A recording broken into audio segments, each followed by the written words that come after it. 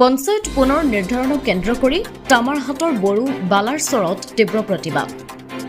পঞ্চায়ত পুনৰ নিৰ্ধাৰণক কেন্দ্ৰ কৰি হাতে হাতে প্লেকাৰ্ড লৈ ৰাইজৰ এই প্ৰতিবাদ। এবাৰ পঞ্চায়ত পুনৰ নিৰ্ধাৰণক কেন্দ্ৰ কৰি ধুবুৰী জিলাৰ গৌৰীপুৰ বিধানসভা সমষ্টিৰ বড়ো বালাৰচৰত ৰাইজে তীব্ৰ প্ৰতিবাদ সাব্যস্ত কৰিছে।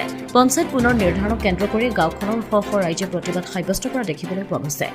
পাগলাহাট গাঁও পঞ্চায়তৰ পৰা ৩ কিলোমিটাৰ দূৰত্বত থকা গাঁওখনক প্ৰায় ৫০ কিলোমিটাৰ দূৰত্বত থকা বটেৰহাট গাঁও পঞ্চায়তত অন্তৰ্ভুক্ত কৰাক কেন্দ্ৰ কৰি আজি এই বৃহৎ প্ৰতিবাদ। বটেৰহাট গাঁও পঞ্চায়তৰ অন্তৰ্ভুক্তৰ ফলত বড়ো বালাৰচৰৰ ৮ আৰু ৯ নং ৱাৰ্ডৰ ১২৮৩ ভোটাৰ ৰাইজৰ নানান ধৰণৰ অসুবিধাৰ সন্মুখীন হ'ব লগা হ'ব। ফলত গাঁওখনৰ ৰাইজে একত্ৰিত হৈ হাতে হাতে প্লেকাৰ্ড লৈ তীব্ৰ প্ৰতিবাদ সাব্যস্ত কৰিছে। পুনৰ বড়ো বালাৰচৰৰ ৮ আৰু ৯ নং ৱাৰ্ড পাগলাহাট গাঁও পঞ্চায়তত অন্তৰ্ভুক্ত কৰিবলৈ ধুবুৰী জিলা আয়ুক্তক অনুৰোধ জনোৱা হয়। উল্লেখযোগ্য যে পূৰ্বত বড়ো বালাৰচৰৰ ৮ আৰু ৯ নম্বৰ ৱাৰ্ড মৰাগদাধৰ গাঁও পঞ্চায়তৰ অন্তৰ্গত আছিল। আন্দোলন কৰি আছো। আমাৰ ইয়াৰ আগত যেটো ড্ৰাফ্ট ওলাইছিল, আমাৰ পঞ্চায়ত ডেলিমিনেশ্যনৰ ড্ৰাফ্ট, ইয়াৰ আগত আমাক কৈমাৰী জিপিত অন্তৰ্ভুক্ত কৰিছিল। কৈমাৰী জিপিত অন্তৰ্ভুক্ত কৰাৰ পৰে আমি ওজৰ আপত্তি দিছিলো। দিয়াৰ পিছত আমাৰ এইখিনি যেটা নতুন ড্ৰাফ্ট ওলাইছে, আমাক পাগলাহাট জিপিত অন্তৰ্ভুক্ত। আমি আগতে উত্তৰ মৰাগদাৰ জিপিৰ মানুহ আছিলো। বড়ো বালাৰচৰ ৮ নম্বৰ ৱাৰ্ড আৰু ৯ নম্বৰ ৱাৰ্ড, ইয়াতে আমাৰ ১২৮৩ ভোট আছে। তাৰপিছতে আমালোকক বটেৰহাট জিপিতে আমাক অন্তৰ্ভুক্ত কৰি দিলে। দিয়াৰ পিছতে আমি আমাৰ ডিষ্ট্ৰিক্ট প্ৰেচিডেণ্ট প্ৰসেনজিৎ ডাঙৰীয়াক আমি বিশেষকৈ অনুৰোধ কৰিলোঁ, দাদা আমাক আপোনালোকে পাগলাহাট জিপিত কৰাই দিয়ক, নহ'লে আমাৰ এই ১২০০ ভোট আমাৰ বহুত কষ্ট হৈ যাব। আমি বটেৰহাট জিপিত যাব নোৱাৰিম।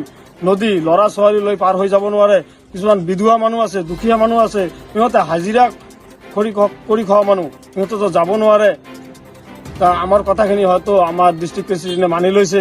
মানি লোৱাৰ পিছত আমাক পাগলাহাট জিপিত অন্তৰ্ভুক্ত কৰাইছে। আৰু এতিয়া আমি শুনা পাইছোঁ আকৌ আমাক বটেৰহাট জিপিতে দিব।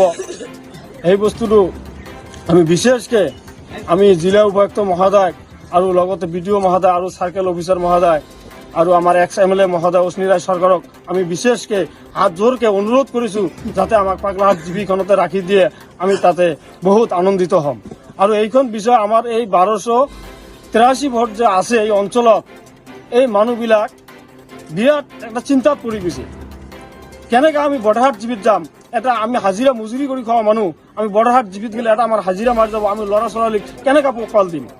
আমি নদীখন পাৰ হৈ যাব লগা হ'লে ঘাট ভাড়া দিব লাগে ৫০ টকা, আৰু ইফালে গাড়ী ভাড়া দিব লাগে যোৱা ৫০ টকা, ১০০ টকা আমি ক'ত পাম?